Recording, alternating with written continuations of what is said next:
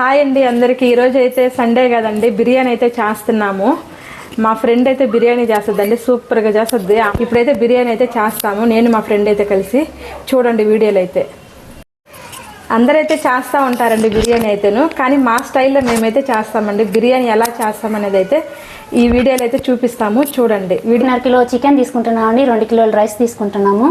ఇది onions cut చేసామండి, tomato ఒక 6 కట్ చేసుకున్నామండి. ఇది వచ్చి బిర్యానీ ఆకండి, పచ్చిమిర్చి, లెమన్, జింజర్ గార్లిక్ పేస్ట్, కొత్తిమీర, పుదీనా, ధనియాల పౌడరు, అలాగే పెరుగు, మసాలా దినుసులు అండి. ఇంకా ప్రాసెస్లోకి వెళ్దామండి. ఇప్పుడు ఆయిల్ 150 గ్రామ్స్ వేసుకుంటున్నానండి. నేనైతే అందాజుగా వేస్తున్నాను. తాగిందండి. ఇప్పుడు మసాలా దినుసులు వేసుకుంటున్నాను అయితే అండి. ఫ్రై అయిపోయి ఇప్పుడు ఆనియన్స్ అయితే వేసుకుంటున్నానండి.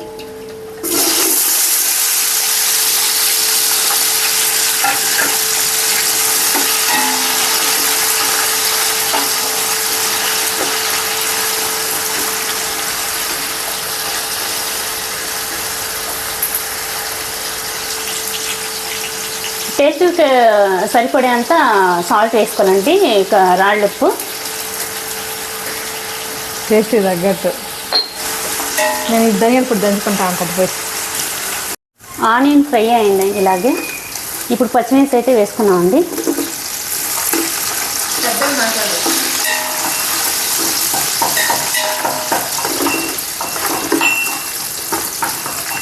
అలాగే జింజర్ గార్లిక్ పేస్ట్ వేసుకున్నామండి.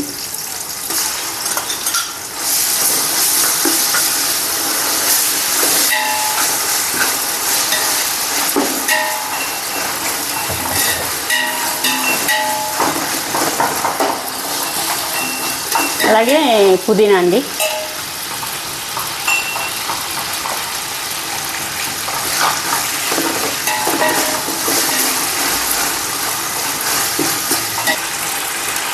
ఇప్పుడు ఇది ఆనియన్ మసాలా దినుసులు అంత మంచిగా ఫ్రై అవుతే అంత బాగుంటుందండి టేస్ట్. ఇప్పుడైతే గోల్డెన్ కలర్లో వచ్చిందండి, ఇది మంచిగా ఫ్రై అయింది. ఇప్పుడైతే టమాటా వేసుకుంటున్నానండి.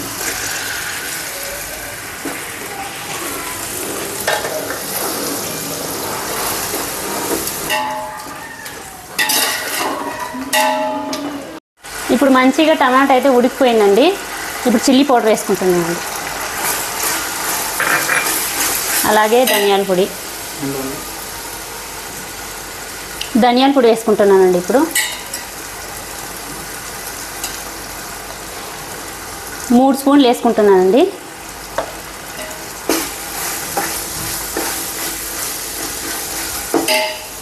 అలాగే చికెన్ మసాలా పొడి వేసుకుంటున్నానండి.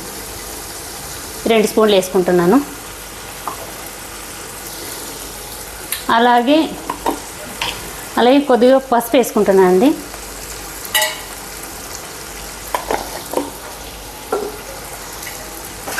బాగా మిక్స్ చేసుకోవాలి ఇదంతాను.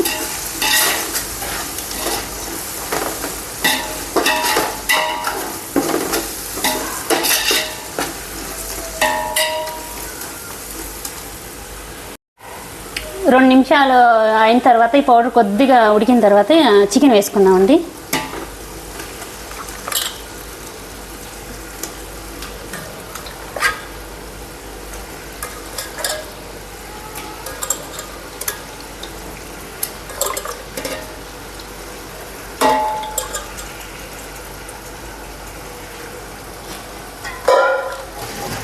ఇప్పుడైతే మంచిగా కలుపుకుందామండి. ఈ విధంగా ముక్కల్ని బాగా మంచిగా కలుపుకుంటే మసాలా అంతా బాగా పట్టుద్ది.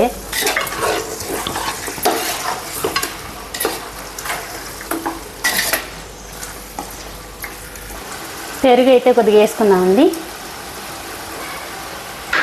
అలాగే కొంచెం కొత్తిమీర వేసుకుందాము. ఈ బిర్యానీ ఆకు వచ్చి మా చెట్లు వడదండి, స్పెషల్లీ ఇక్కడ బెంగళూరులో దొరుకుతుంది ఈ చెట్టు. అయితే ఇది వేసుకుంటున్నానండి.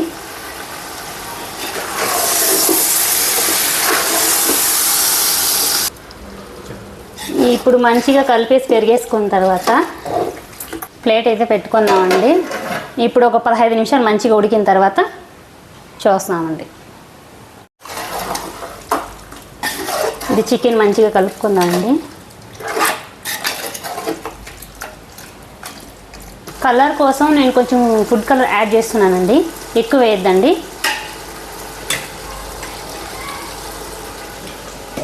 ఇప్పుడు 5 గ్లాసులు రైస్కి నేను 10 గ్లాసులు వాటర్ వేసుకుంటున్నానండి.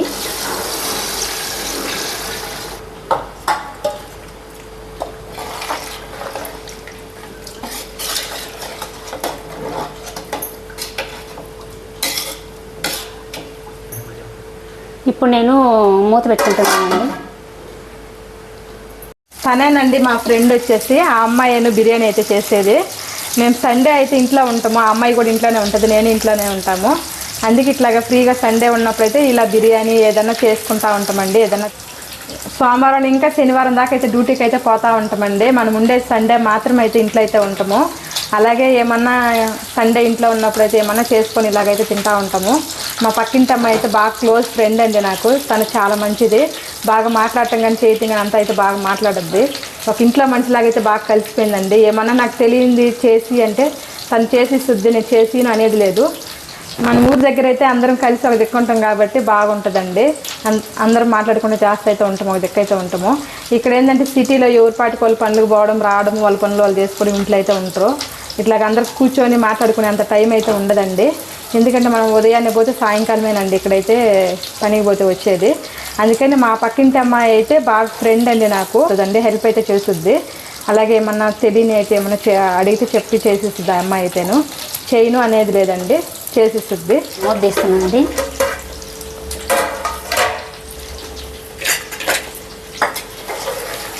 మంచిగా ఆయిల్ వదులుకుందండి. ఇప్పుడు ఉడికిన తర్వాత ఇలాగ ఆయిల్ వస్తుంది. ఇప్పుడైతే నేను రైస్ వేసుకుంటున్నాను.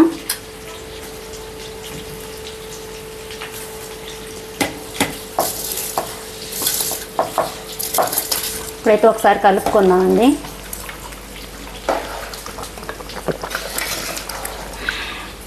ఇప్పుడు లెమన్ వేసుకుంటే అండి అన్నం పువ్వులాగా విడకుండా మంచిగా సాఫ్ట్గా ఉంటుంది రైస్, అందుకే లెమన్ వేస్తున్నానండి.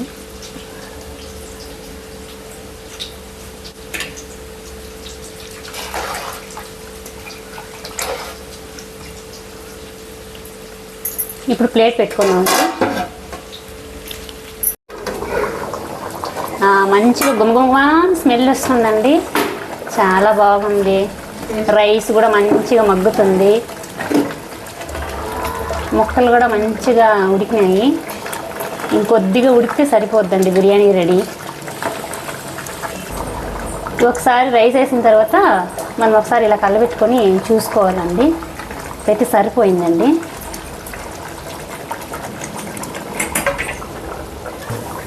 ఇప్పుడు మూత పెట్టేసుకున్నానండి. బిర్యానీ అయ్యేంత వరకు మూత పెట్టేసుకున్నానండి. ఫైనల్గా బిర్యానీ అయితే రెడీ అయిపోయిందండి. చూడండి చాలా మంచిగా వచ్చింది, చక్కగా ఉడికిపోయినాయండి ముక్కలు కూడాను. ఇది కొంచెం చల్లారితే చాలా పొడి పొడిలాడుతుందండి బిర్యానీ అయితే. చాలా బాగుందండి, ముక్కలు కూడా మంచిగా ఫ్రై అయిపోయాయి. చూడండి ఇలా అంటుంటేనే అసలు విరిగిపోతున్నాయి, ముక్కలు అయితే విడిపోతున్నాయి. ఇలా రోస్ట్ చేసుకున్న ఆనియన్ అయితే మా బిర్యానీలోకి కొద్దిగా వేసుకుందామండి, చాలా బాగుంటుంది టేస్ట్, మధ్య మధ్యలో తగులుతుంటే